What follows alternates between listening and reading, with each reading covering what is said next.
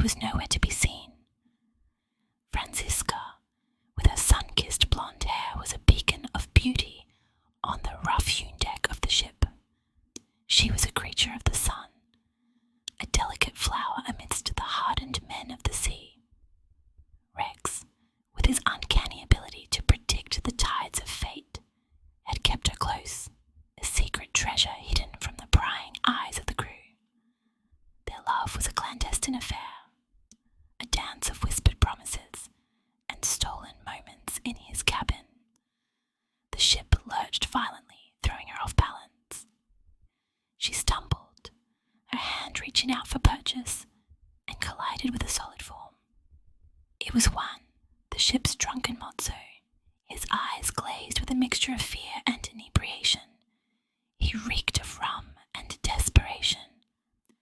"Franziska," he slurred, his voice thick with drink. "I don't want to die, not before I've seen your beauty one last time." He leered at her, his gaze raking over her body. "There's a way to save us, you know, a remedy for this storm. Rub your lovely breasts against the mainmast. It's the only way, sweetheart, only you can save us."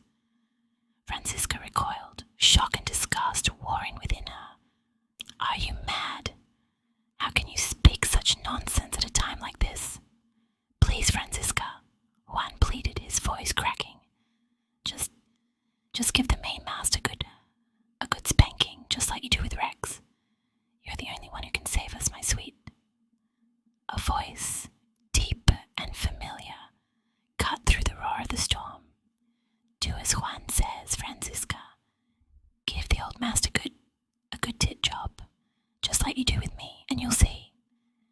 It was Rex, his voice calm amidst the chaos, his words laced with a strange mixture of command and desire.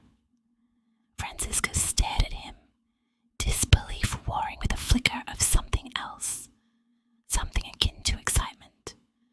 She knew Rex's predictions were rarely wrong.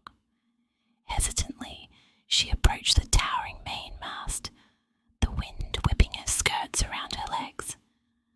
The rain plastered her hair to her face, blurring her vision. She lowered her dress, exposing her breasts to the elements, her heart pounding in her chest.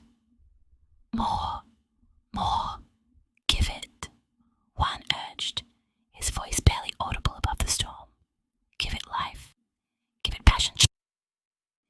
She closed her eyes, picturing Rex, his dark eyes, his knowing smile. She remembered the feel of his hands on her skin, the taste of his lips, the way he made her feel. She began to move, her body swaying against the rough wood of the mast, the friction sending a shiver of sensation through her. As she moved, the wind began to abate. The waves, once towering